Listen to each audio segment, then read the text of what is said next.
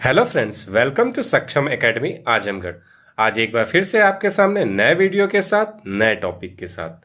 आज का जो टॉपिक है वह है भारत की प्रमुख जांच एजेंसियां। मुझे जहां तक लगता है ये वीडियो सबको देखनी चाहिए। तो आज हम लोग जानेंगे भारत की जांच एजेंसियों के बारे में। इसमें सबसे पहले हम लोग बात करेंगे ईडी के बारे में, और आजकल ईडी चर्चे में भी है। तो आइए जानते हैं ईडी के बारे में।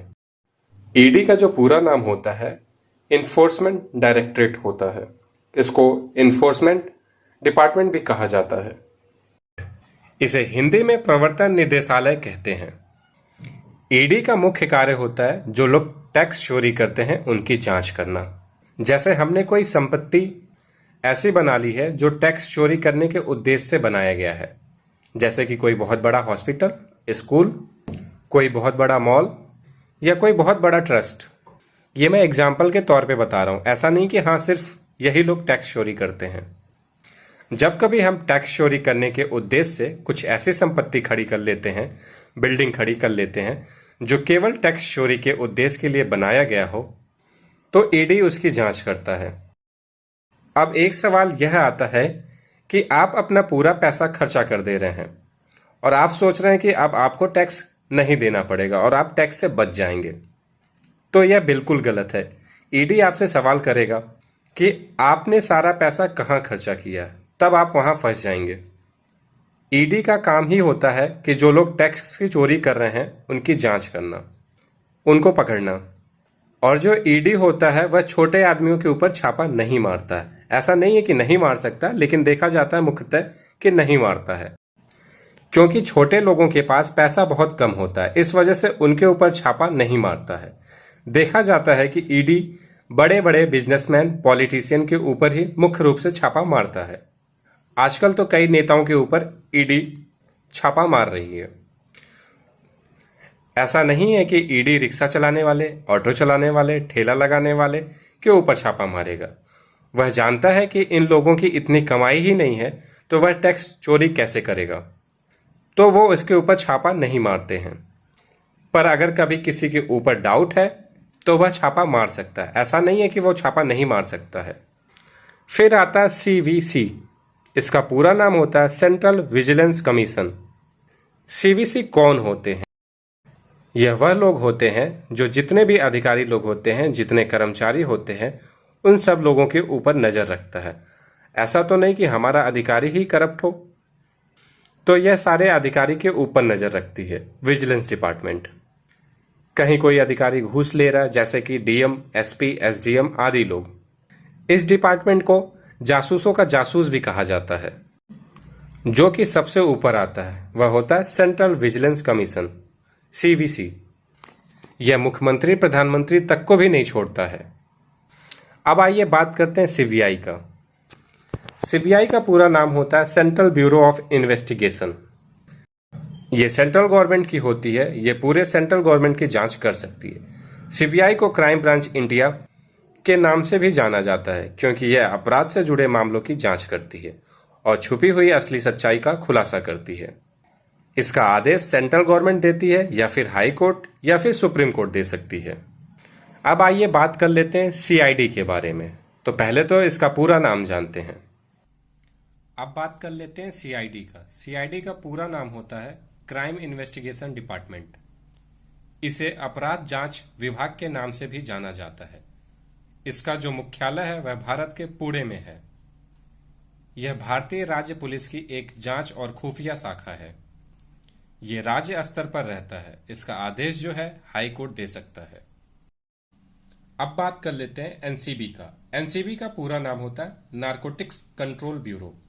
यह ड्रग्स तस्करी से लड़ने और अवैध पदार्थों के दुरुपयोग के लिए भारत की नोडल ड्रग्स कानून प्रवर्तन और खुफिया एजेंसी है। एनसीबी के महानिदेशक भारतीय पुलिस सेवा आईपीएस या भारतीय राजस्व सेवा आईआरएस के एक अधिकारी होते हैं। एनसीबी यानी नारकोटिक्स कंट्रोल ब्यूरो नशीले पदार्थों से जुड़े मामलों में कार्रवाई करने वाली सबसे बड़ी जांच एजेंसी, जो नशीले पदार्थों का मामला होने पर देश में कहीं भी जांच कर सकती है। इसकी स्थापना एनडीपीएस एक्ट पारित होने के अगले साल 17 मार्च 1986 को हुई थी। अभी हाल में यह चर्चा में भी थी। मुंबई में कुछ ड्रग्स का मामला था। अब आइए बात कर लेते हैं रॉ की। रॉ का पूरा नाम होता है रिसर्च एंड एनालिसिस विंग। यह भारत की अंतर्राष्ट्रीय गुप्तचर संस्था है। इसका गठन सितंबर 1968 में किया गया था, जब अन्वेषण ब्यूरो, जो पहले घरेलू व अंतर्राष्ट्रीय विषय संभालती थी, 1962 के भारत चीन युद्ध और 1965 के भारत पाकिस्तान युद्ध में अच्छे प्रकार कार्य नहीं कर पाई, जिसके चलते भारत सरकार को एक ऐसी संस्था की आवश्यकता की अनुभूति हुई जो स्वतंत्र और सक्षम तरीके से बाहर की जानकारियों को एकत्रित कर सके। इसका मुख्य कार्य है जानकारी एकत्रित करना, आतंकवाद को रोकना व गुप्त ऑपरेशनों को करना इत्यादि। इसके साथ ही यह विदेशी सरकारों, कंपनियों व मानवों से मिली जानकारी पर कार्य करता है ताकि भारतीय नीति निर्माताओं को सही जानकारी दे सके। इसका मुख्यालय नई दिल्ली में है। अगर सरल शब्दों में कहें तो यह भारत के बाहर की गुप्त तरीके से जानकारी देती है। अब आइए बात कर लेते हैं आईबी की। आईबी क्या होता है? इसका पूरा नाम है इंटेलिजेंस ब्यूरो। भारत की आंतरिक खुफिया एजेंसी है और ख्यात रूप से दुनिया की सबसे पुरानी खुफिया एजेंसी है।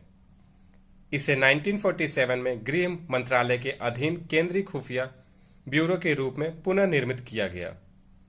और अगर इसे सरल भाषा में समझें तो यूं कह सकते हैं कि यह भारत के अंदर की जासूसी करते हैं, यह भारत के अंदर की खुफिया जानकारी देते हैं। आइए अब बात कर लेते हैं एनआईए का। इसका पूरा नाम है नेशनल इन्वेस्टिगेशन एजेंसी। भारत में आतंकवाद का मुकाबला करने के लिए भारत सरकार द्वारा स्थापित एक संघीय जांच एजेंसी है। यह केंद्रीय आतंकवाद विरोधी कानून प्रवर्तन एजेंसी के रूप में कार्य करती है। यह एजेंसी राज्यों से विशेष अनुमति के बिना ही राज्य में आतंकवाद संबंधी अपराधों से निपटने के लिए सशक्त एजेंसी है। यह एजेंसी 31 दिसंबर 2008 को भारत की संसद द्वारा पारित अधिनियम राष्ट्रीय जांच एजेंसी विधेयक 2008 के लागू होने के साथ ही अस्तित्व में आई थी। इसको सरल शब्दों में समझें तो यह आतंकवादी घटनाओं की जांच करती है। कहीं भी आतंकवादी घटना घटती है तो उसकी जांच यही एजेंसी करती है। अब आइए बात कर लेते हैं एमआई का। एमआई का पूरा नाम होता है मिलिट्री इंटेलिजेंस।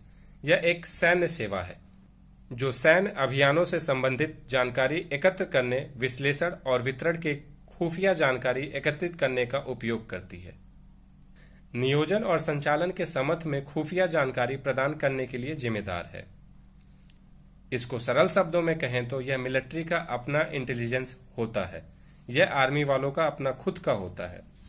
अब एक आता है लोकल लेवल पर इंटेलिजेंस, LIU। इसका फुल फॉर्म होता है लोकल इंटेलिजेंस यूनिट होती है, जिसका अर्थ स्थानीय खुफिया इकाई होता है। यूपी पुलिस खुफिया विभाग 1958 में शुरू किया गया था। यह लोकल लेवल पर होता है। हर थाने का अपने आप में किसी मोहल्ले, कॉलोनी से जानकारी इकट्ठा होती है। वह कौन करता है? लोकल इंटेलिजेंस यूनिट करती है। तो ये रहा भारत के कुछ प्रमुख जांच एजेंसियों के बारे में।